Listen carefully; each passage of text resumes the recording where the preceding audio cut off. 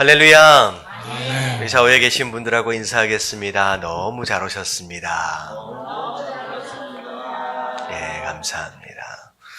죄송한데 이거 물. 예. 예. 자, 오늘 내용은 지난주에 2과하고 3과랑 같이 정리하려고 그랬었는데 3과를 이제 못했었죠. 그래서 3과를 우리 함께 나가도록 하겠습니다. 우리가 지난주에는 하나님을 예배하라라고 하는 것에 대한 내용, 그래서 말씀 한 구절 한 구절을 조금 살펴보면서 우리가 좀 살펴봤죠. 오늘 페이지 뒤에 넘어가셔야 돼요. 3과입니다. 3과. 103페이지입니다. 자, 103페이지 3과. 자, 요한복음 14장 21절 말씀 같이 한번 읽어보도록 할게요. 다 같이 시작. 나의 계명을 지키는 자라야 나를 사랑하는 자니 나를 사랑하는 자는 내 아버지께 사랑을 받을 것이요 나도 그를 사랑하여 그에게 나를 나타내리라. 아멘. 자, 우리가 이 말씀을 굉장히 자주 살펴봤던 말씀입니다. 우리가 이 교제에 들어와서 여러분들 하나님을 사랑하시는 분 아멘 하십시다. 아멘. 예, 내가 하나님을 사랑한다라고 했을 때 추상적으로 당연히 사랑하지라고 접근하기보다는 정말로 내가 하나님을 사랑하는가? 그러면 정말 하나님을 사랑한다라고 한다면 내 삶 가운데 어떤 열매들이 어떤 행동들과 어떤 모습들이 나타나야 되어져야 하는가라고 하는 거에 대해서 우리가 사실 구체적으로 좀 살펴볼 필요가 있다라고 하는 것이죠. 그래서 사실 요한복음 14장 21절 말씀 안에 우리가 맺어야 할, 하나님을 사랑한다라고 한다면 우리가 당연히 맺어야 할 열매에 대해서 구체적으로 좀 설명을 하고 있는데 우리가 오늘 교제를 통하여 한번 더 깊게 살펴보도록 하겠습니다. 자, 밑에 내려가 보면 다 같이 한번 읽어볼게요. 내가 시작. 내가 그분을 사랑한다면 그분에게 순종할 것입니다. 자, 하나님을 정말로 사랑한다면 그 사랑하는 것으로 인하여 당연히 맺어져야 할 열매가 무엇이냐? 순종이라고 하나님 말씀하고 계시죠. 자, 그래서 하나님을 사랑하라 함께 살펴보면, 자, 하나님은 당신과의 사랑의 관계를 추구하기 위해 주도권을 잡으십니다. 그러니까 우리가 하나님을 사랑하려고 우리가 하나님 앞에 다가선 것이 아니라 하나님께서 우리에게 다가오신 거잖아요. 그래서 그분이 먼저 주도권을 가지고 우리와의 관계를 세워가시는 거라는 거죠. 자, 그런데 이 사랑의 관계는 일방적인 관계가 아닙니다. 자, 일방적인 사랑의 관계를 뭐라고 불러요? 짝사랑이라고 그러죠. 어려운 내용이 아닙니다. 짝사랑이에요. 다시 말하면 일방적인 관계다라고 하면 짝사랑, 하나님께서만 나를 사랑하시고 나는 하나님을 사랑하지 않는다라고 한다면 짝사랑만큼 되게 슬픈 사랑이 없거든요. 혹시 해보신 분 계세요? 누군가를 연예인 말고 이렇게 있어요? 어떻게 보면 짝사랑한다라고 했을 때 그 대상이 그나마 내가 사랑하는 것을 알아준다라고 한다면 조금 더 나을지 모르겠습니다. 근데 전혀 몰라주고 그냥 잊혀져 버리는 그런 사랑일 수도 있다는 거죠. 이제 하나님께서 과연 우리를 사랑한다라고 했을 때 그분이 나만을 사랑하는 그런 짝사랑의 그 슬픈 사랑으로 우리가 남겨둬서는 안 된다라는 건데요. 자, 하나님은 당신이 하나님을 알고 예배하기를 원하세요. 무엇보다도 하나님을 뭐 하길 원하신다? 사랑하여. 하나님이 짝사랑하길 원하시지 않는다는 거죠. 그분이 사랑하시는 것만큼 또 그 사랑을 또 받기를 원하시는 것이 또 하나님 사랑의 목적이고 온전한 사랑의 모습이라는 겁니다. 자, 요한복음 14장 21절 우리가 조금 전에 읽어봤던 말씀인데 자, 문제를 한번 풀어보도록 할게요. 자, 1번 시작. 누가 예수님을 사랑하는 사람인가요? 그는 무엇을 해야 하나요? 자, 누가 예수님을 사랑하는 사람이에요? 예, 하나님께서 말씀하신 그분의 계명을 지키는 자라야 사랑하는 자다라는 거죠. 다시 말하면 내가 하나님을 사랑한다라고 하면서 하나님께서 말씀하신 말씀 계명을 전혀 순종하지 않고 있다라고 한다면, 자, 내가 뭐 하는 것일 수 있다. 둘 중에 하나예요. 내가 하나님을 사랑한다고 착각하든지 거짓말하든지라고 할 수 있습니다. 그러니까 거짓말하든지 착각하는 것일 수 있다라는 거죠. 자, 정말로 하나님을 사랑한다면 나는 말씀에 순종해야 하는 것이 맞습니다. 자, 2번 문제 다 같이 시작.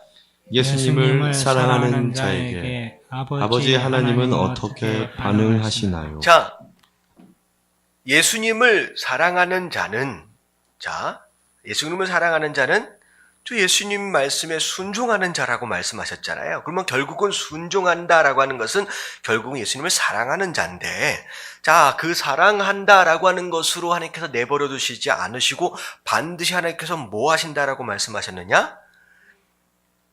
나를 사랑하는 자는 내 아버지께 사랑을 받을 것이. 그러니까 예수님을 정말로 사랑한다라고 한다면 내 사랑뿐만 아니라 누구의 사랑도 받는다는 거예요?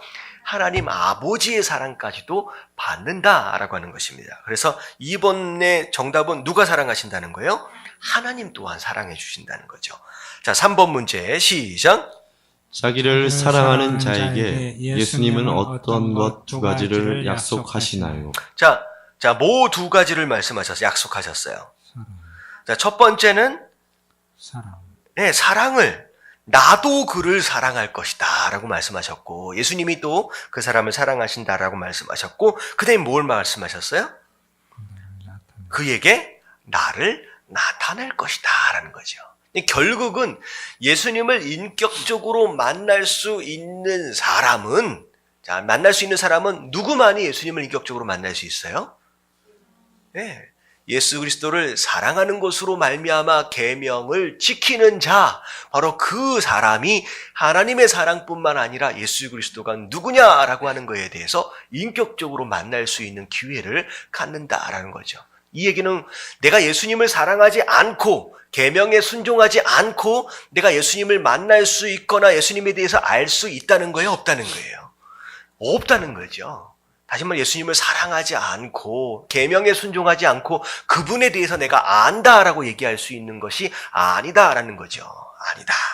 자, 그래서 예수님은 너희가 나를 사랑하면 나의 계명을 지키리라 라고 말씀하셨어요. 그러므로 당신이 예수님께 순종하는 것은 예수님을 사랑하고 의지한다는 표현입니다. 자, 다 같이 시작.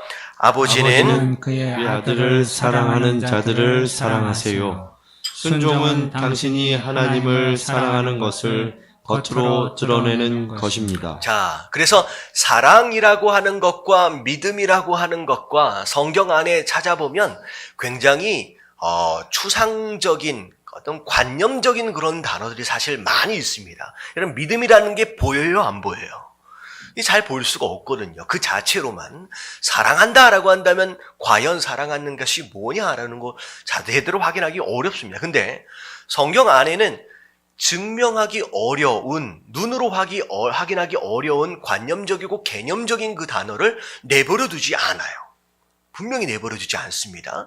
그래서 심지어 사랑마저도 비록 그 사랑 자체는 눈으로 볼 수 없는 개념처럼 보이지만 그 사랑도 눈으로 뭐 할 수 있다라고 얘기하고 있느냐? 확인할 수 있다는 거예요. 이 사랑을 뭘로 확인하고 수 있다라고 얘기하고 있느냐? 네가 말씀에 순종하느냐 하지 않느냐라고 하는 것을 통하여 사랑을 눈으로 확인할 수 있대요. 여러분, 믿음은 자, 뭘로 확인할 수 있어? 눈으로 확인할 수 있는데 뭘로 확인할 수 있어요? 행함으로 확인할 수 있어요.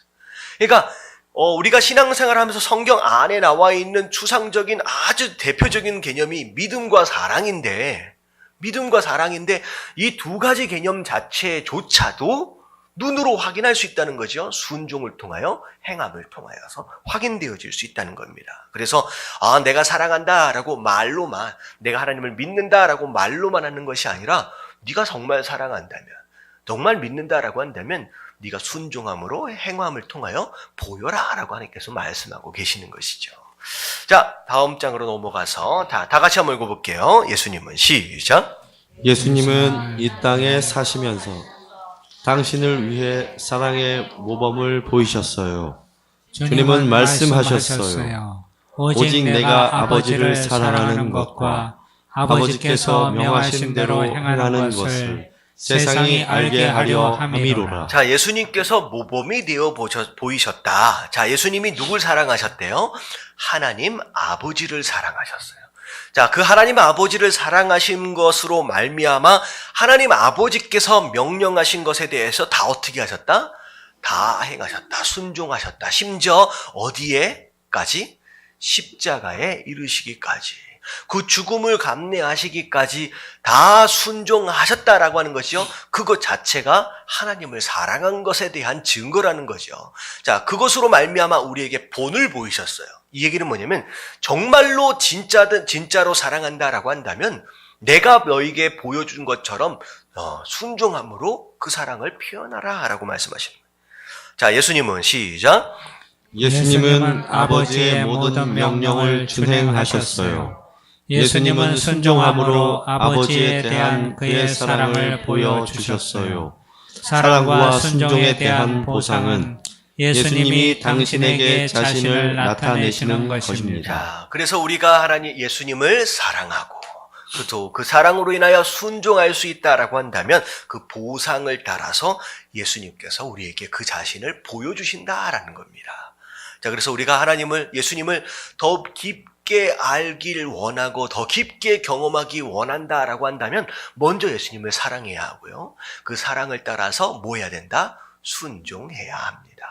그 사랑과 순종이 없다라고 한다면 예수님을 안다라고 얘기하기 어렵다는 거죠. 그 알미라고 하는 것은 우리가 전에 말씀드렸다시피 책을 통하여 공부를 통하여 안 것이라는 거죠. 그것은 관계 안에 들어온 알미 아니다라는 겁니다. 자, 밑에 내려갈게요. 하나님을 향한 당신의 사랑을 어떻게 보여줄 수 있을까요? 무엇을 통하여 보일 수 있다? 순종을 통하여. 자, 밑에 한번 읽어봅니다. 하나님과의 시작. 하나님과의 사랑의 관계는 당신이 하나님께 순종함으로 사랑을 표현하기를 요구합니다. 이것은 명령을 그대로 따르는 것뿐 아니라 그 명령의 동기를 알아 그것을 따르는 것도 포함합니다. 자, 순종과 복종의 차이가 뭘까? 순종과 복종의 차이가 뭘까요? 복종이라고 하는 단어는 일반적으로 좀 어디서 쓰여지는 단어처럼 보이냐면 군대 같은 데서 좀 쓰여지는 단어처럼 보이잖아요. 자, 군대에서의 복종은 이유를 묻지 않습니다. 그리고 내가 왜 해야 하는지 몰라요. 그래서 심지어는 제가 요즘 군대는 그렇게 하면 이제 문제가 생길 거예요. 예전 군대, 저희 아버지 시대 때 군대에 가면 훈련이 없을 때는 항상 삽질을 많이 한대요. 그래서 웬 삽질을 그렇게 많이 하나? 여기에 있는 흙을 여기다가 한 달 동안 옮긴대요. 그래 놓고선, 다 옮겼다 치면 훈련 끝나고 나서 또 옮겨놓은 흙을 또 이쪽에다 옮긴대요. 뭐 한 거예요, 지금? 삽질한 거예요, 진짜. 아무짝에도 쓸모없는 일을 마치 하고 있는 것과 같은데, 근데 군대에서는 그게 의미가 있는 거라는 거죠.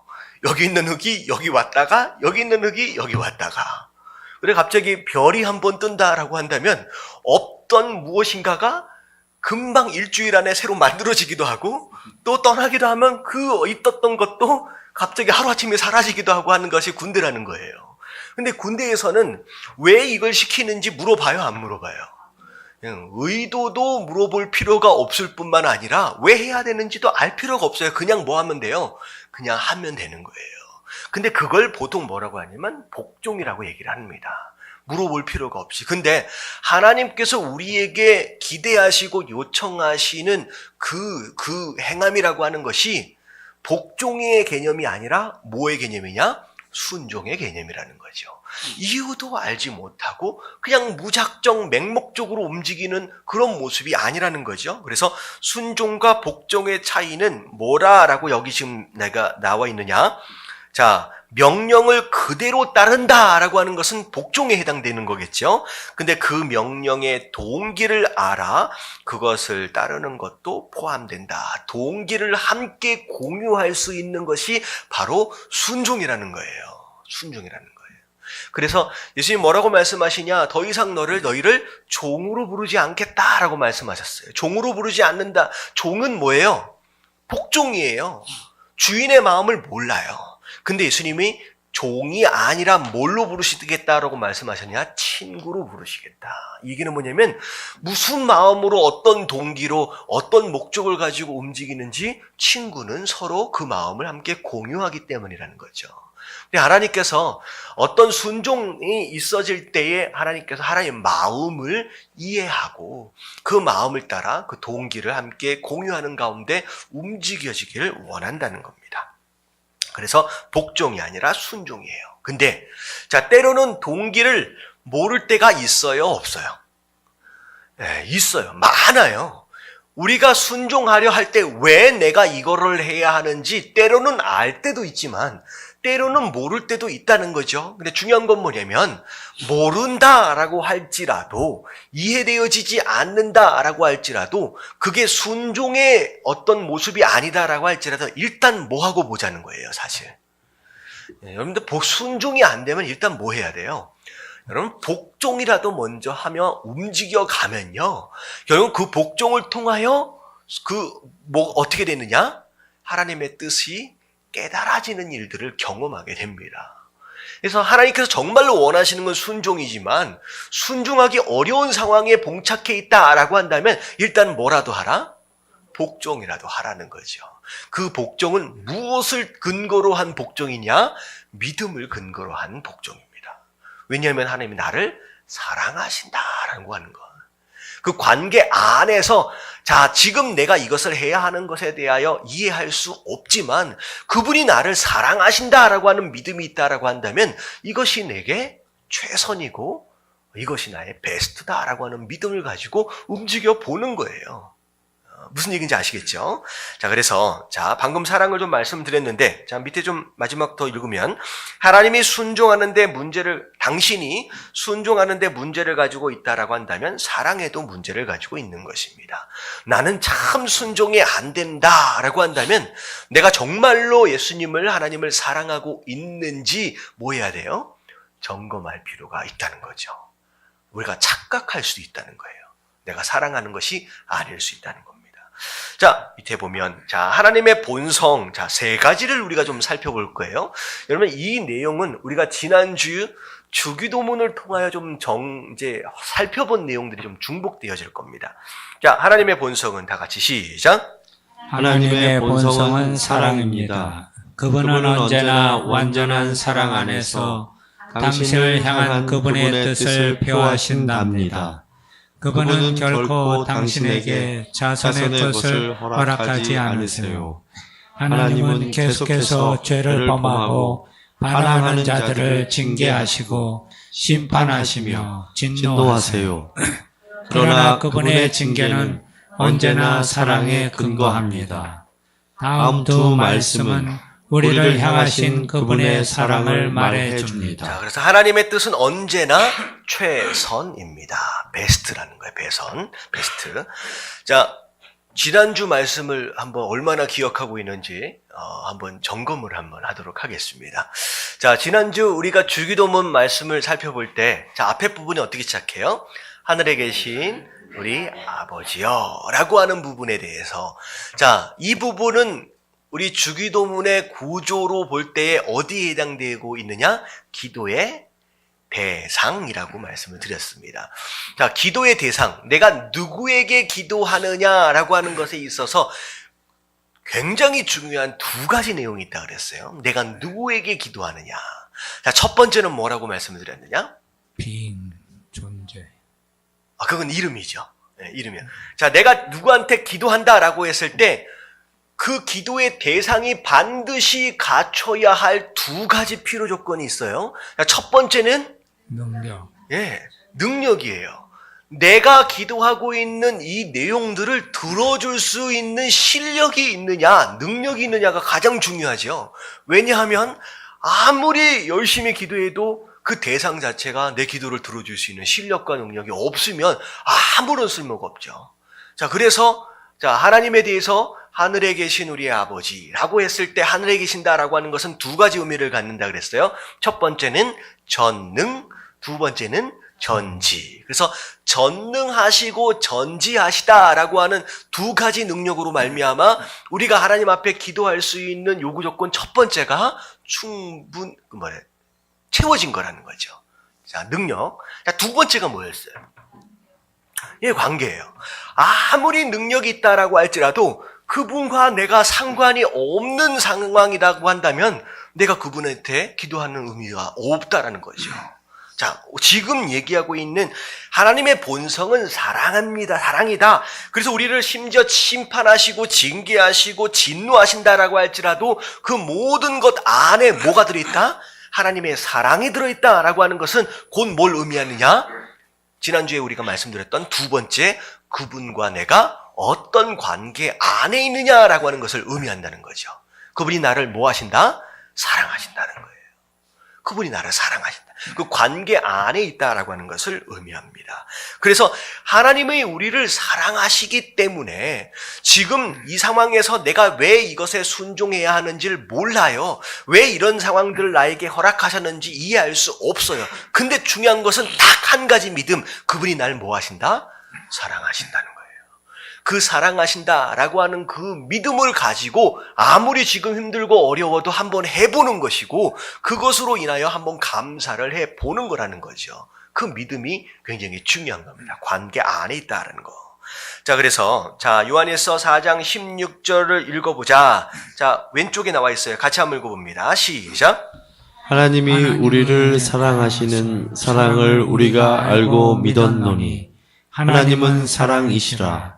사랑 안에 거하는 자는 하나님 안에 거하고 하나님도 그의 안에 거하시느니라. 자, 하나님은 사랑이시라. 자, God is love라고 하는 것은 어떻게 보면 그분 자체가 사랑이라는 얘기인데, 여러분들 사랑은 홀로 되어져 있는 그런 내용이 아니죠. 그런 단어가 아닙니다. 반드시 관계성 안으로 들어와야 된다는 거예요. 자, 하나님이 사랑이시다라고 하는 근거는 어디에서 시작되어지냐? 하나님이 우리를 사랑한다는 거예요. 자, 사랑을 우리가 믿었다라는 거죠. 그래서 우리의 신앙의 가장 중요한 핵심적 기초는 뭐냐면 그분과의 나와의 관계인데 그 관계가 어떤 관계냐? 나를 사랑하신다라고 하는 것을 우리가 알고 우리가 믿는 것에 있다라고 하는 거예요. 그래서 사랑 안에 거하는 자는, 그 하나님의 사랑 안에 거하는 자는 하나님 안에 거하는 것이다. 그리고 하나님도 그 안에 거하는 것이다. 라고 그 사랑에 대해서 말씀하고 계십니다. 자, 그래서 빈칸을 채워보면 위에 좀 나와 있어요. 하나님은 뭐다? 사랑입니다. 그래서 하나님의 뜻은 언제나 뭐다? 최선입니다. 우리에게 최고의 것을 주시려고 하는 것이다라는 거죠. 우리에게. 지금은 내가 이해할 수 없지만. 자, 현재 당신과 하나님과의 관계는 당신이 하나님에 관해서 무엇을 믿고 있는가를 드러냅니다. 당신이 믿으면서 다르게 행동하는 것은 영적으로 불가능한 거예요. 다시 말해 내가 믿는 것을 따라서 내가 행동하게 돼 있다는 거죠.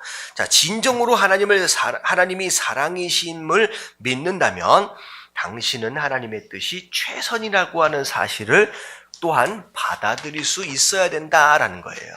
그러니까 이런 거죠. 왜 나에게 이런 일들을 허락하십니까? 라고 원망하고 불평하는 자들은 하나님이 나를 사랑한다라고 하는 것을 믿는 거에 믿지 못하는 거예요. 믿지 못하는 거라는 거예요. 정말로 하나님이 나를 사랑한다라고 하는 것을 믿는다라고 한다면 그분이 내게 허락하신 모든 일들에 대해 우리가 감사할 수 있습니다. 그냥 맹목적으로 범사에 감사하라. 하나님이 그렇게 말씀하셨으니까 이를 악물고 내가 감사해 봐야지 라고 하는 그런 개념이 아니라 하나님 나를 사랑하시기 때문에 내게 허락하신 이 모든 것들에 대하여 분명히 이유와 목적이 있을 것이라는 거죠. 그 사랑을. 이게 최선일 것이다 라고 믿어드릴 수 있는 것이 믿음을 근거로 한 우리의 반응이다 라고 하는 거예요. 자, 그래서 자, 그 다음 내용을 좀 볼게요. 자, 지난 글씨 한번 읽어볼게요. 시작. 하나님은 전지하십니다. 그분의 인도하심은 언제나 옳습니다. 자, 우리가 지난주에 살펴봤던 내용과 좀 이제 중복이 됩니다. 하나님은 전지하시다. 자, 모르는 게 없다라는 거죠. 그래서 그분의 인도하심은 언제나 옳다라는 거예요. 자, 하나님은 과거든, 현재든, 미래든 하나님 지식 밖에 있는 개념이 없습니다. 다 알고 계신다는 거죠. 앞으로 어떤 일들이 어떻게 이루어질 것까지를 다 알고 계시는 분으로서 그분의 계획은 완벽한 거예요. 자, 우리가 아무리 철저하게 계획을 세워둔다라고 할지라도 그 계획은 항상 불완전합니다. 왜냐하면 우리가 아무리 똑똑하다라고 할지라도 뭐하지 못하기 때문에, 전지하지 못하기 때문에, 우리가 생각하지 못하는 돌발적인 상황들이 우리 미래 가운데 언제나 발생할 수 있다는 거죠. 자, 그런 일들에 대하여, 근데 중요한 건 뭐냐면 우리는 그럴 수 있지만 하나님은 어떤 분이에요? 하나님이 생각하지 못하는 돌발적인 상황들이 일어나요? 안 일어나요? 안 일어나요. 그런 일은 없어요. 왜냐하면 하나님은 전지하시기 때문에. 그래서 그분의 계획은 완벽할 수밖에 없어요. 그분의 계획은 틀릴 수가 없다는 거죠. 하나님은 후회하시는 분이 아니에요. 하나님은 실수하시는 분이 아니에요. 여러분, 하나님은 신실하시다라고 말씀하시잖아요. 여러분, 완벽한 신실함은 여러분 두 가지 능력이 조건되어져야 돼요. 채워져야 돼요. 두 가지 조건이. 지금 방금 말씀드리고 있는 전지하심. 그리고 그 다음에 뭐냐면 그 다음 나오는 전능이에요. 여러분, 신실함은 전지하고 전능하지 않으면 절대 신실이라고 하는 단어를 붙일 수가 없어요. 왜냐하면 신실은 뭐 한다는 뜻이에요? 약속을 지켜낸다는 거예요. 근데 사람이 아무리 철동같이 약속한다라고 할지라도 그 약속을 지켜야 할 그때에 어떤 일이 일어날지 사람은 알 수가 없는 거래요. 그리고 심지어 그런 일들이 일어났을 때 전능할 수만 있다라고 한다면 그 문제를 풀 수 있지만 사람은 전능하지 못해요. 근데 하나님은 전지하시고 전능하시기 때문에 그분만이 우리가 뭐라고 부를 수 있냐? 신실하신 하나님이라고 우리가 부를 수 있는 거죠. 그래서 하나님의 계획은 완벽하십니다. 어쩌다가 내가 왜 이런 일이 경험하게, 내가 뭘 잘못했는가, 하나님이 지금 뭘 실수하고 계시나 라고 염려할 필요가 없다는 거죠. 그분은 내 모든 것들을 다 아십니다. 자, 그래서 밑에 한번 읽어볼게요. 자, 시작. 본질상 하나님은 전지하세요. 그분은 과거, 현재, 미래의 모든 것을 아십니다. 하나님이 모르시는 것은 아무것도 없습니다. 하나님이 당신에게 무엇을 하라고 명령하신다면 그분이 당신에게 행할 수 있는 힘도 주실 것입니다. 이것에 관해서는 사단은 오과에서 더 자세히 살펴보기로 하겠어요. 자, 모세가 가시떨기 나무에서 하나님을 만날 때, 자, 모세가 하나님 앞에 주장했던 것이 뭐냐면, 나는 그런 일을 할 만한 실력이 있다는 거예요, 없다는 거예요? 없다는 거예요. 근데 중요한 건 뭐냐면, 자, 모세가 그런 능력이 있는지 없는지에 대해서는 사실 누가 더 잘 알아요? 이러면 하나님이 더 잘한다는 거예요. 여러분, 이게 전능하심이에요. 전지하심이라는 거예요. 그러니까 하나님이 나를 부르실 때에 나의 처지와 상황과 나의 수준과 나의 실력과 능력에 대해서 어떻게 보면 나보다도 누가 더 잘하신다? 하나님이 더 잘하신다는 거예요. 그래서 우리가 하나님 앞에, 하나님 내가 이래서 못합니다, 저래서 못합니다 라고 우리가 변명하거나 다른 얘기할 필요가 없다는 거죠. 이미 하나님은 알고 계세요. 심지어 이런 표현도 씁니다. 우리의 무능함과 우리의 불순종마저도 어찌 보면 하나님 계획 안에 들어가 있어요. 왜냐하면 내가 넘어질 것에 대해서도 이미 하나님이 알고 계신다는 거예요. 전지하심에 대한 내용입니다. 그렇기 때문에 우리는 뭐 하기만 하면 되느냐? 하나님 이렇습니다, 저렇습니다. 자꾸 하나님하고 줄다리기 하지 말고, 하나님을 자꾸 설득하려 하지 말고 그냥 하나님의 부르심에 대하여 그냥 인정해 드리는 거예요. 나에 대해서 전지하시지라고 하는 것에 대하여 하나님 앞에 맡겨드리는 것이 우리의 최고의 반응일 수 있다라고 하는 것이죠. 자, 이해되어지시죠?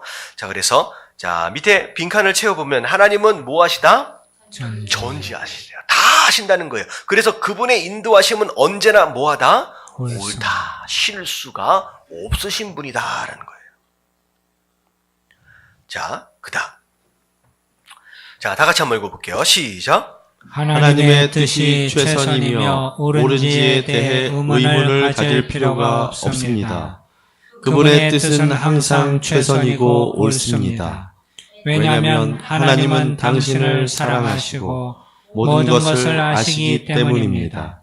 그분이 당신을 완전하게 사랑하시기 때문에 당신은 그분을 신뢰하고 그분께 완전히 순종할 수 있습니다. 네, 그분이 나를 정말로 사랑한다라고 하는 것을 믿고, 그리고 그분이 모든 것을 다 아시는 전지하신 분이다라고 하는 것을 믿을 수 있다라고 한다면 그분이 내게 뭘 요구하시든 뭐 하는 게 맞는 거예요? 순종하는 게 맞다는 거죠.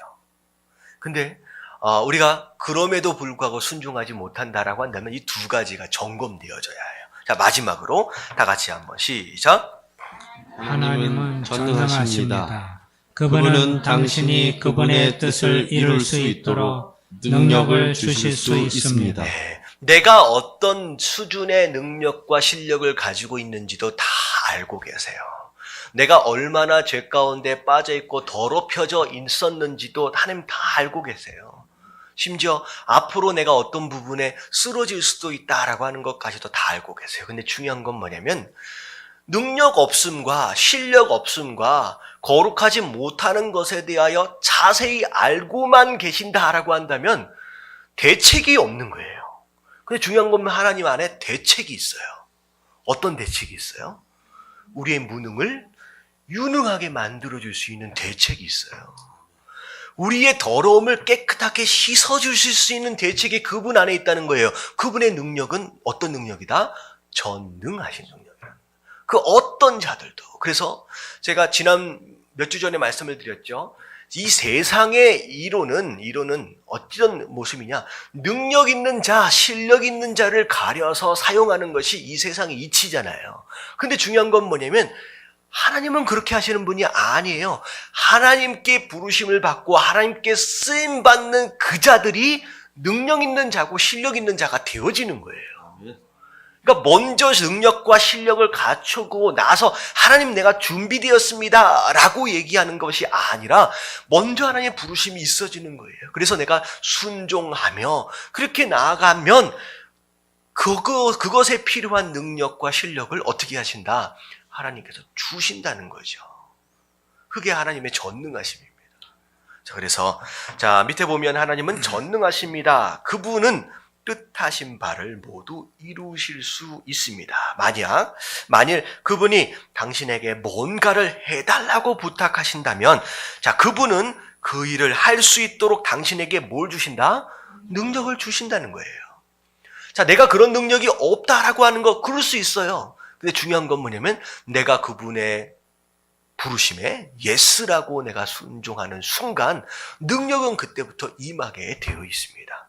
자, 그래서 자, 나중에 4과 5과에서 자세하게 살펴볼 겁니다. 자, 빈칸을 채워볼게요. 자, 하나님은 뭐 하시다? 전능하십니다. 자, 그분은 자기의 뜻을 이루기 위해 나에게 뭘 하신다? 능력을 주실 수 있습니다. 자, 우리가 사실 상식적으로 이렇게 생각할 수 있으면 좋을 것 같아요. 실력도 있고 능력도 있고 여러 가지 재능을 다 갖춘 사람을 하나님께서 부르셔가지고 엄청난 일을 해내셨다. 그러면 결국은 영광은 누가 차지해요? 능력 있고 실력 있는 그 사람이 차지해요. 왜냐하면 누가 보든지 그 사람은 이미 그 일을 할 수 있을 만한 능력을 그 전에 갖춘 사람이거든요. 근데 하나님께서는 손해볼 장사를 하시지 않는다는 거예요. 누가 영광을 다 받아요? 사람이 영광을 다 받는 거예요. 근데 하나님은 어떻게 하신다? 능력도 없고 실력도 없는 자들. 누가 봐도 야, 저 사람은 안 된다라고 여겨질 만한 그 인물들을 사용하시는 거예요. 그 사용하시는 것으로 말미암아 누가 봐도 이 일은 누가 하신 것이다? 여러분, 하나님이 하신 것이다 라고 하는 것으로 누가 영광을 취하세요? 하나님이 영광을 취하십니다. 여러분, 하나님은 그렇게 영광을 취해 가십니다. 물론 하나님이 그 영광을 다 가져가시냐? 그렇지 않지요. 하나님 영광 받으시는 것으로 인하여 함께 그 영광과 그 축복을 누가 누려요? 쓰임받는 그 사람이 함께 공유하게 됩니다. 그래서 내가 만약에 나는 참 별 볼 일 없는 사람이다 라고 여겨지시고 스스로 생각되어지시는 분들이 있다라고 한다면 자, 뭐라고 생각하시면 돼요? 내가 하나님 앞에 쓰임받을 준비가 되었구나 라고 생각하시면 돼요. 여러분 웃을 일이 아니에요. 여러분 이상하게 그렇게 하나님이 일하신다니까요. 여러분 하나님 앞에 쓰임받은 사람들을 다 생각해 보세요. 구약도 마찬가지고 신약도 마찬가지고 잘난 사람 별로 안 쓰세요. 잘난 사람 별로 안 써요. 여러분 다윗이 되게 멋있는 왕처럼 생각되잖아요. 근데 다윗이 사실 어떤 형상이었냐면요. 성경이 어떻게 표시되냐면 얼굴빛도 곱고 곱상한 어떻게 보면 꽃미남이었어요. 꽃미남. 여자처럼 생긴 그냥 이쁜 미소년이었습니다. 근데 오늘날의 미소년이면 요즘 한참 인기 좋은 배우가 누가 있습니까? 송중기? 뭐 그런 약간 좀 근육줄도 있고 그러는데 그거 말고 좀 야실야실하게 생긴 그런 남자 배우들 있잖아요. 잘 모르겠습니다. 여러분 그때 당시의 미남형이 아니에요.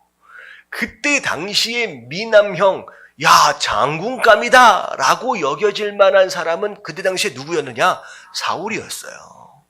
여러분 사울은 그때 당시에 대부분 평균 키보다 머리 하나가 더 컸어요. 사람들. 그래서 딱 봤을 때 거의 보면 한 2m 정도 되었을 것이다 라고 생각되어지면 머리 하나 정도면 한 25cm, 30cm잖아요.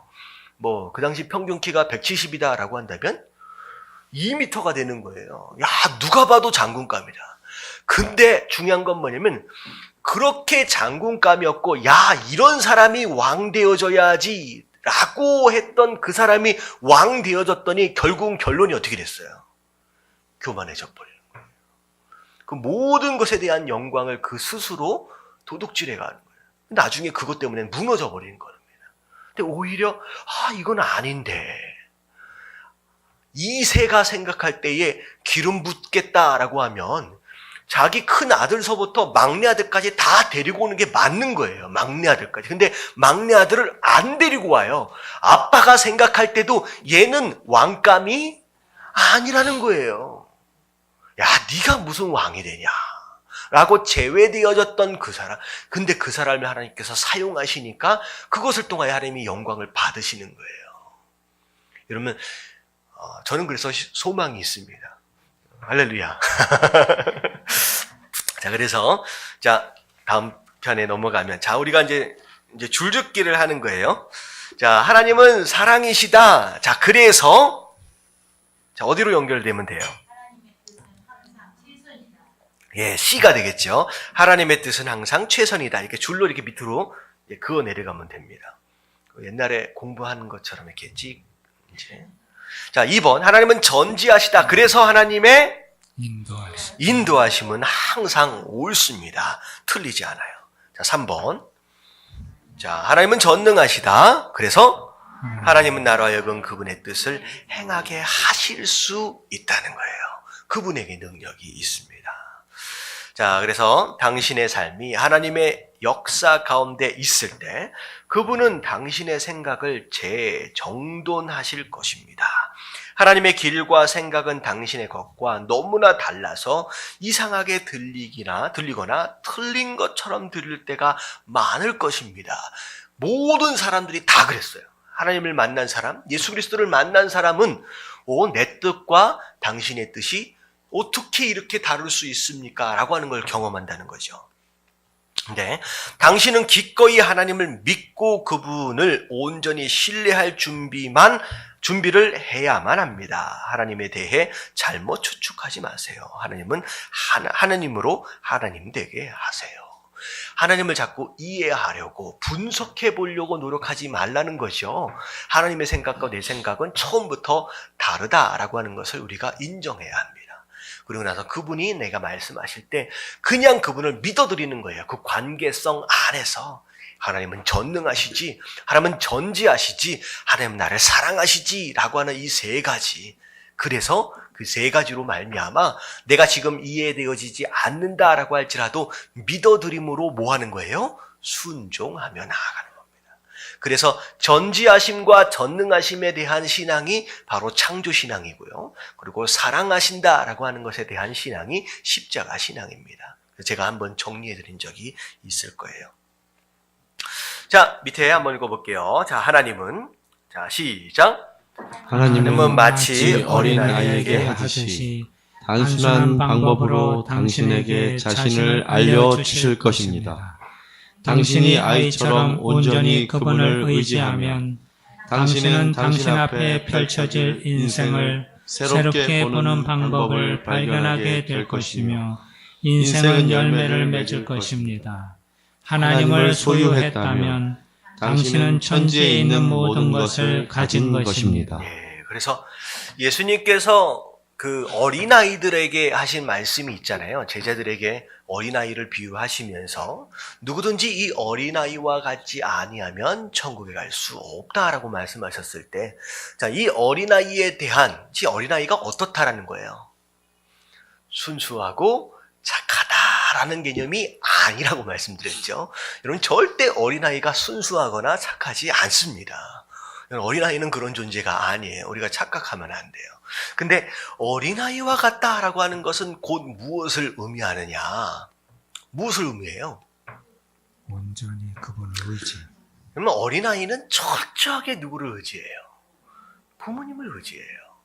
엄마 아빠를 의지해요. 다른 사람을 그러니까 자기 자신을 신뢰할 수 없잖아요. 그러니까 철저하게 어머니, 아버지를 의지하는 바로 그 믿음이에요. 그리고 어린아이는 혹시 그런 생각을 해보신 적 있을지 모르겠는데, 그 슈퍼맨이 돌아왔다라고 하는 프로 있잖아요. 그 슈퍼맨은 누굴 얘기해요? 그 아버지를 의미합니다. 이런 어린 아이 때는요, 아빠가 뭐였어요? 슈퍼맨이었어요. 무슨 뜻이에요? 우리 아빠는 못하는 게 없다라고 생각했어요. 근데 점점점 자라오면서 뭘 봐요? 우리 아빠도 못하는 게 있구나라고 하는 걸 발견하는 거예요. 근데 그것이 뭐냐면 어린아이 때는 아빠가 슈퍼맨인 거예요. 그러니까 이게 어린아이의 마음이라는 거예요. 그러니까 하나님은 전지하신 분이다, 하나님은 전능하신 분이다 라고 하는 것, 아버지를 향하여 우리 아빠는 슈퍼맨이다 라고 믿어드리는 것처럼 어린아이의 마음은 바로 그거예요. 딱 두 가지입니다. 절대적으로 하나님을, 아버지를, 부모를 의지하는 그 마음과 우리의 아버지는 슈퍼맨이다 라고 하는 그분의 능력을 믿어드리는 그 마음, 여러분, 그 마음, 하나님을 향하여 그 의지와 그 능력을 믿어드리는 그 믿음을 가진 자들만이 진짜 믿음이라는 거죠. 그게 바로 천국을 소유할 수 있게 되는 그 믿음의 근거가 되어지는 겁니다. 어린아이가 어디 가서 방금처럼 실수하지 마세요. 제가 이 말씀을 거의 한 4번째 전하고 있는데 똑같이 어린아이가 순수하거나 착해서가 아니에요. 뭐 때문이다? 하나님을 철저하게 의지하는, 부모를 철저하게 의지하는 마음, 그리고 부모의 능력에 대하여 철저하게 신뢰하는 마음. 여러분, 이것이, 이런 믿음과 이런 신뢰가 하나님 앞에 있을 때 그게 진짜 믿음이라는 거죠. 다음에 또 물어볼 때 제가 한번 더 확인할 거예요. 자, 우리가 어디 했죠? 자, 그래서 당신이 아이처럼 온전히 그분을 의지한다라고 한다면 당신은 그분 앞에 펼쳐질 인생을 새롭게 보는 방법을 발견하게 될 것이며, 그 인생은 뭘 맺게 된다? 열매를 맺게 됩니다. 열매를 맺게 됩니다. 자, 하나님을 소유했다면 당신은 천지에 있는 모든 것을 가진 것이다. 왜? 하나님이 이 천지의 주인 되시기 때문이라는 거죠. 자, 계명, 심판, 법칙, 계율 등의 단어를 들을 때 떠오르는 느낌 어떤 거예요? 이런 부정적이다라고 하는 것은 그분의 관계가 나를 사랑하신다라고 하는 것에 대한 믿음이 약해지면 이게 부정적으로 들려져요. 하지만 그분이 나를 정말로 사랑하신다, 죽기까지 사랑하신 분이다라고 하는 것을 믿을 수 있다라고 한다면 하나님이 행하시는 계명과 심판과 법칙과 규율, 이 모든 것들이 사랑으로 느껴질 수 있다는 거죠. 그래서 십계명, 사실 가장 중요한 기초가 뭐냐면 이게 다 사랑이에요. 계명을 주시는 밑바탕에 하나님의 의도가 뭐냐면 사랑한다는 것이고, 그리고 그 계명을 지키는 우리도 하나님을 사랑한다라고 하는 것이죠. 계명은, 십계명이나 이 계명은 우리를 얽어매고 힘들게 만드는 어떤 족쇄나 사슬과 같은 것들이 아니다라는 겁니다. 자, 하나님의 계명. 하나님의 계명은 하나님의 사랑의 본질적인 표현입니다. 자, 신명기 10장 12절 13절에서 하나님은 계명이 우리를 위한 것이라고 말씀하고 계신데요. 자, 한번 읽어볼게요. 왼쪽 위에 있는 거예요. 다 같이 시작. 이스라엘아, 내 하나님 여호와께서 내게 요구하시는 것이 무엇이냐? 곧 내 하나님 여호와를 경외하여 그의 모든 도를 행하고 그를 사랑하며 마음을 다하고 뜻을 다하여 내 하나님 여호와를 섬기고 내가 오늘 내 행복을 위하여 내게 명하는 여호와의 명령과 규례를 지킬 것이 아니냐. 자, 하나님께서 그분의 백성들에게 요구하시는 것이 있대요. 자, 뭘 요구하시느냐? 하나님을 경외하래요. 하나님을 두려워할 줄 알아는 거죠. 그리고 그의 모든 도를 행하라, 순종하라. 그리고 그를 사랑하며 심지어 마음을 다하고 뜻을 다하여 하나님을 예배하라는 거예요. 예배하라. 근데 여기까지만 딱 들으면 되게 손해보는 것 같고, 되게 많은 것들, 답답하게 뭐 이렇게 많은 것을 요구하실까. 근데 이 모든 것들이 누굴 위한 것이다? 내가 오늘 내 행복을 위한 것이라는 거예요. 뭐가 행복이냐라는 거죠. 하나님께서는 우리가 행복해지길 원한다는 거죠. 근데 많은 사람들이 무엇으로 행복을 얻을 수 있다라고 생각하느냐? 소유를 통하여 행복을 얻을 것이다 라고 하는, 인간 관계를 통하여 행복을 얻을 것이다, 내가 원하는 그 무엇인가를 이루는 것을 통하여 행복해질 것이다 라고 생각한다는 거죠. 하지만 하나님 뭐라고 말씀하시냐? 내 백성은 그것으로 행복을 누리는 자들이 아니라 나를 예배하고 내 말씀에 순종하는 것, 바로 그것을 통하여 행복을 누리는 사람들이다 라고 얘기하는 거죠. 근데 결국은 계명을 주신 하나님의 가장 근본적인 본질적인 목적은 뭐냐면 누구의 행복을 위한 것이에요? 우리의 행복을 위한 것이다 라고 분명히 하나님 말씀하고 있습니다. 자, 신명기 32장 46절서부터 47절까지 한번 읽어볼게요. 시작. 그들에게 이르되 내가 오늘 너희에게 증언한 모든 말을 너희의 마음에 두고 너희의 자녀에게 명령하여 이 율법의 모든 말씀을 지켜 행하게 하라. 이는 너희에게 헛된 일이 아니라 너희의 생명이니 이 일로 말미암아 너희가 요단을 건너가 차지할 그 땅에서 너희의 날이 장구하리라. 자, 하나님께서 그분에게, 그 백성들에게 계명을 주시면서, 자, 이 계명을 지켜서 행하라. 자, 누구에게까지? 너희의 자손들, 너희의 자녀들에게까지 그 말씀에 대하여 순종할 수 있게끔 하라는 거죠. 근데 이것은 절대 헛된 것이 아니라는 거예요. 헛된 것이 아니다. 이것이 바로 너희가 살 길이다라고 말씀하셔요. 너희가 생명을 얻을 것이다라는 거죠. 근데 중요한 건 뭐냐면 이 말씀에 순종하는 것으로 말미암아 앞으로 너희가 들어가서 살게 될 그 약속의 땅, 가나안 땅, 거기에서 어떻게 될 것이라고 얘기하고 있어요? 장구할 것이다. 여러분, 장구가 뭐예요? 네, 장구가 이게 북치고 장구치고 그게 아니죠. 장구한다는 것은 오래 산다는 거죠. 여러분, 이런 사람 참 안타까운 것 같아요. 기껏 고생해서 집 샀어요. 여러분, 왜? 뭐예요? 기껏 고생해가지고 집 샀어요. 근데 집 사서 딱 들어갔더니만 그 다음날 교통사고 나서 꽥 죽어버렸어요. 여러분, 그러면 마음이 어때요? 여러분들 차라리 그 고생해서 집 살 거 차라리 뭐 하는 게 나아요? 그동안 그 돈 가지고. 차라리 잘 먹고 잘 살았으면 훨씬 더 낫지. 못 먹고 못 입고 아껴가지고 그 고생해가지고 집 사놨는데 그 다음날 아침에 죽어버렸어. 그러면 얼마나 마음이 아파요. 더 힘든 거죠. 이 하나님께서 말씀하시는 이 가나안 땅은요, 하나님께서 그냥 주셨기 때문에 덥석 그냥 받아든 게 아니에요. 여러분, 가나안 전투는 수십 년 동안 있어져야 될 그 전쟁이 있습니다. 결국은 피땀 흘려서 얻어낸 땅이에요. 근데 그렇게 힘들게 얻어낸 땅에서 금방 죽어버리면 얼마나 안타깝겠느냐는 거죠. 정말로 내가 너에게 준 축복의 땅을 오랫동안 누리길 원하느냐? 그러면 뭐 하라는 거예요? 내가 너에게 준 이 말씀에, 이 율법에 순종하라는 거예요. 그러면 네가 오래 그 축복을 누리게 될 것이다 라고 하는 거예요. 여러분, 오래 살기 원하시는 분 아멘 하십시다.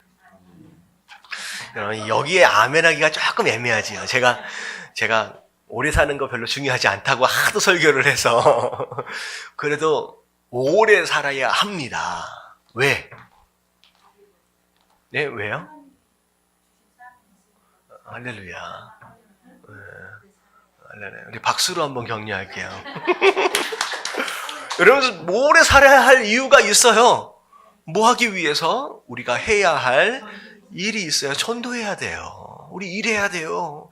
정말로 우리가 늙어서 두 발 꼼짝하지 못하는 상황에 건강 상황이 되어 있다라고 할지라도 우리는 뭐 할 수 있어요? 그 자리에서? 여러분, 기도할 수 있어요. 그러니까 우리에게 주신 생명, 살기 위해서 사는 존재가 아니라 여러분, 내게 주신 사명이 있고 해야 할 일이 있기 때문에 우리가 오래 산 것만큼 또 하나님 앞에 드릴 수 있는 열매들이 있기 때문에 더 오래 사는 거예요. 근데 전혀 그렇지 않은 상황 가운데 나이는 먹어가고 점점 육신이 연약해지는 것으로 인해서 하루 종일 건강을 챙기기 위해서 24시간 움직이는 분들이 있어요. 어르신들 가운데. 아침에 일찍 일어나면 뭐 하러 가요? 운동하러 가요. 뭐 하기 위해서? 좀 더 오래 살라고. 그리고 나서 오후에 또 어디 가요? 병원에 가요. 주사 맞으러 가요. 뭐 하기 위해서? 좀 더 오래 살기 위해서. 또 오후에 또 뭐 하러 가요? 또 운동하러 가요. 찜질방 가요. 뭐 하기 위해서? 오래 살기 위해서. 저녁 때 가면 또 뭐 하러 가요? 맛있는 거 먹으러 가요. 뭐 하기 위해서? 오래 살기 위해서. 하루 종일 뭐 하느냐? 오래 살기 위해서 살아요. 여러분, 그것은 의미 있는 삶이에요? 아니에요. 그래서 제가 전에 섬기던 교회에서 목사님이 그런 말씀을, 은퇴했으면 빨리 어디를 가라? 선교지로 가라고. 은퇴한 다음에 할 일 없으면 어디 가야 돼요? 남은 여생 어디에서? 선교지에서 열심히 불태우라는 거예요, 인생을. 그래서 늙으면 둘 중에 하나는 거예요. 교회 와서 기도하는지 아니면 선교지에 가서 마지막을 불태우든지. 둘 중에 하지 않는 인생은 다 의미 없는 인생이라고. 그렇게 얘기하면 제가 좀 이상한 목사가 되나요? 그렇게 목사님 말씀하시나. 그래서 둘 중에 하나예요. 나이 먹어서 권사 직분이 되어지면 어디에서 살면 돼요? 교회 아니면 선교지예요. 와서 열심히 교회를 위해서, 성도들을 위해서 기도하고 선교지에서 전도하다가 그렇게 하나님 만날 수 있는 삶, 여러분, 이게 진짜 의미 있는 삶인 줄로 믿습니다. 그래서 살기 위해서 사는 그런 삶이 되어져서는 안 된다라는 거예요. 자, 뒤에 장 넘어가서, 자, 이 구절은 하나님과의 사랑의 관계에 기초하고 있습니다. 하나님을 경험하고 알게 될 때 당신은 그분의 사랑을 확신할 겁니다. 하나님의 사랑을 확신하고 나면 그분을 믿고 의지하게 됩니다. 그분을 의지할 때 당신은 순종할 수 있습니다. 다 같이 시작. 하나님을 사랑하는 것은 이것이니 우리가 그의 계명들을 지키는 것이라. 그의 계명들은 무거운 것이 아니로다. 네, 계명을 지키는 것 그 자체를 무겁게 생각하지 말라는 거죠. 그 계명을 무겁게 생각하는 것으로 말미암아 소홀히 여겼을 경우 오히려 더 무겁고 더 힘든 짐들이 지어질 수 있다는 거죠. 예수님 뭐라고 말씀하세요? 수고하고 무거운 짐 진 자들아. 여러분 뭐 하다가 수고하고 무거운 짐을 지게 됐어요? 여러분 말씀에 순종하지 않았기 때문에 수고하고 무거운 짐을 지게 된 거예요. 네, 그래서 가지고 나오라는 거예요. 그리고 그걸 내려놓고 예수님 뭐라고 말씀하세요? 뭘 메라? 내가 너에게 줄 멍에를 메라고 말씀하시는. 이게 바로 말씀에 순종하는 삶이라는 거죠. 그래서 내 멍에는 가볍다 그랬어요? 무겁다 그랬어요? 무겁다 그랬어요? 가볍다. 정신을 바짝 차려야 돼요. 내 멍에는 가볍대요. 네가 질 수 있다라는 거예요. 자꾸 내가 너에게 주는 이 멍에를 무겁게 여기게 되면 결국은 아무것도 안 짓고 빈 어깨로 있는 것이 아니라는 거예요. 결국 뭘 지게 돼요? 세상 수고와 짐을 다시 또 짊어지게 된다라고 하는 거죠. 그래서 선택하라는 거예요. 네가 무거운 세상의 짐을 지든지 아니면 가벼운 멍에를 지든지 둘 중에 하나를 선택해야 돼요. 여러분 뭘 선택해야 돼요? 예, 가벼운 걸 지어야죠. 멍에를 져야 합니다. 멍에를 져야 돼요. 그래서 제가 이 설명을 드릴 때 뭐라고 설명하냐면 무거운 짐, 세상의 짐을 지는 사람들은 지고 가면 갈수록 무슨 병만 든다 그래요? 이런 골병만 들어요. 그 짐을 지고 100년을 살고 1000년을 살아도 여러분 골병 드는 인생만 됩니다. 근데 여러분 주신 가벼운 멍에를 진 사람은 무슨 일이래요? 그 한 걸음 한 걸음이 의미 있는 걸음이 되어지는 거예요. 여러분 짐은 지고 가면 골병이지만 멍에는 한 걸음을 갈 때마다 무슨 일이 벌어져요? 여러분 멍에는 뭐 할 때 쓰는 거예요? 소가 밭을 갈 때 쓰는 거예요. 결국은 그 멍에를 진 자는 하루를 살아도 그 한 걸음을 통하여서 땅이 갈아 엎어져요. 거기에 씨앗이 심겨지는 거예요. 열매가 맺어지는 거예요. 결국 멍에를 진 자들은요, 열매를 기대할 수 있는 의미 있는 삶이 되어진다는 거예요. 여러분 평생 골병 드는 인생 살지 마시고 여러분 의미 있는 멍해진 자의 삶을 사시게 되길 주님의 이름으로 축원합니다. 그래서 평생 골병 드는 삶을 살다가 마지막 때가 되고서야 내가 험한 세월을 살았다라고 가슴을 친 인물이 있어요. 누구예요? 야곱. 평생 뭐 했어요? 어떻게 하면 내가 복을 받을까? 어떻게 하면 내가 어떻게 해볼까? 평생 머리 쓰고 씨름하며 살았더니 나중에 노년 들어서 깨달은 게 뭐냐? 나는 골병 드는 인생만 살았구나 라고 얘기하는 거예요. 자, 당신이 지뢰가 잔뜩 묻힌 밭을 가로질러 가야 한다고 가정해 보세요. 한번 읽어볼게요. 시작. 그때 지뢰가 어디에 묻혀 있는지 정확히 알고 있는 사람이 당신을 인도해 주겠다고 자청했어요. 당신은 그 사람에게 나에게 이래라 저래라 하지 말아요. 나는 당신이 당신의 길을 나에게 강요하는 것을 원치 않아요. 라고 말하겠어요. 저는 가능한 한 그 사람에게 바싹부터 따라갈 것입니다. 이리저리 방황하고 헤매지 않을 것입니다. 그가 내게 내리는 지시가 나의 생명을 지켜줄 것이기 때문이지요. 그는 아마도 이렇게 말하겠지요. 그쪽으로 가면 안 돼요. 그 길은 당신을 죽음으로 몰아넣을 것입니다. 이쪽으로 오십시오. 그러면 당신은 살 것입니다. 결국은 우리의 인생이 곧 무슨 밭이라는 거예요? 지뢰밭이라는 거예요. 그러니까 보이지 않아요. 내가 어디에서 넘어질지 자빠질지 어디에서 어떤 일들이 벌어질지 모르는 지뢰밭 같은 인생. 근데 지뢰밭에서 살아남는 방법은 어디 지뢰가 묻혀 있는지를 아는 분한테 뭐 하는 거예요? 바짝 붙여서 그 길, 걸어가신 그 길을 따라가는 거예요. 예수님 가신 길을 그 발자국을 그대로 따라가면 그때야 살 수 있다는 거죠. 근데 그것을 모르는 자들이 하나같이 하는 얘기가 뭐냐면 왜 자꾸 이래도 안 되고 저래도 안 되고 자꾸 내 인생에 관섭하느냐라고 얘기한다. 그럼 이 인생이 지뢰밭이다라고 하는 것을 아는 사람은 관섭한다라고 얘기하지 않을 것이다라는 거죠. 그래서 자, 인생에도 당신을 파멸시키거나 당신의 삶을 파괴할 수 있는 지뢰들이 있습니다. 하나님은 당신을 사랑하기 때문에 당신의 인생이 파괴되는 것을 보기 원치 않으세요. 그래서 그분은 당신에게 인생의 안내서를 주셨어요. 하나님은 당신이 생명을 누리되 풍성하게 누리길 원하세요. 주님이 당신에게 명령하실 때는 그분이 당신을 위해 예비하신 최선의 것을 보호하시기 위함입니다. 하나님은 당신이 그것을 잃기를 원치 않으세요. 자, 신명기 6장 20절 그리고 24절 25절 한번 읽어볼게요. 오른쪽 시작.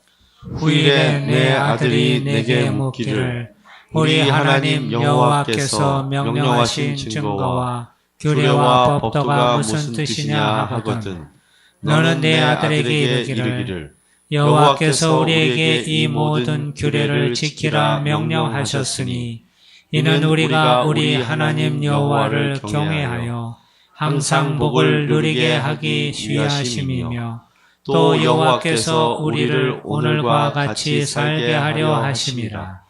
우리가 그 명령하신 대로 이 모든 명령을 우리 하나님 여호와 앞에서 삼가 지키면 그것이 곧 우리의 의로움이니라 할지니라. 자, 1번 하나님이 명령, 계명을 주신 목적이 뭐냐? 두 가지 있죠. 첫 번째는 뭘 주시기 위해서? 뭘 누리게 하시기 위해서? 항상 복을 누리게 하기 위해서다. 그리고 두 번째 뭘 위해서요? 오늘과 같이 살게 하려 하십니다. 그래서 우리에게 계명을 주신 목적은 뭐냐면 우리가 복을 누리고 우리에게 생명을 주시기 위한 것이다 라고 이야기하고 있습니다. 자, 2번 당신의 삶에서 당신이 직면하고 있는 지뢰는 어떤 것들인가요? 자, 우리 삶 가운데 도사리고 있는 지뢰의 모습들. 자, 제가 아까 말씀드렸던 것처럼 유혹들일 수도 있고요, 범죄일 수도 있고 여러 가지 문제들일 수도 있습니다.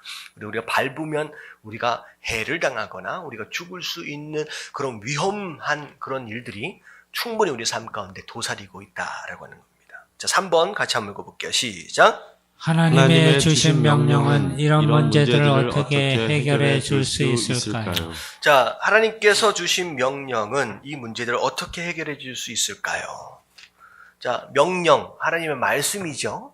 결국은 그 말씀이 우리 삶에 기준되어지는 것으로 말미암아, 또한 능력되어지는 것으로 말미암아 그 수많은 유혹들과 그 또 수많은 어려움들을 피해 가도록 하시고 그리고 또 이겨나갈 수 있도록 도와주시는 것이 바로 그 하나님께서 우리에게 주신 율법이 또 말씀이 되어질 것입니다. 자, 그래서 정리해보면 그 다음 장 마지막에 보면 하나님이 시작. 하나님이 명령을 주신 것은 당신의 인생을 최고의 것으로 인도하기 위함입니다. 그러나 당신이 그분을 믿고 순종하지 않는다면 인도하실 수 없을 것입니다. 또한 당신이 그분을 사랑하지 않는다면 그분을 믿을 수 없을 것입니다. 또한 그분을 알지 못한다면 그분을 사랑할 수 없을 것입니다. 하나님이 당신에게 자신을 계시하심으로 참으로 하나님을 알게 된다면 당신은 그분을 사랑할 것입니다. 만일 그분을 사랑한다면 당신은 그분을 믿고 신뢰할 것입니다. 만일 당신이 그분을 믿고 신뢰한다면 당신은 그분께 순종할 것입니다. 하나님은 사랑이세요. 그분이 사랑이시기 때문에 당신을 향한 그분의 뜻은 항상 최선입니다.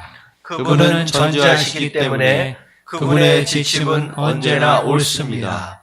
그분은 당신이 성공하고 풍성한 삶을 살도록 하기 위해 그분의 명령을 주셨습니다. 자, 아까 보면 마지막 부분에 대한 인도하심, 순종, 사랑, 믿음 이게 계속 반복되어지면서 이게 무슨 얘기냐라고 좀 헷갈릴 수 있는데 자, 이런 내용입니다. 말씀을 근거해 볼 때 첫 번째 우리가 예수 그리스도를 자, 우리가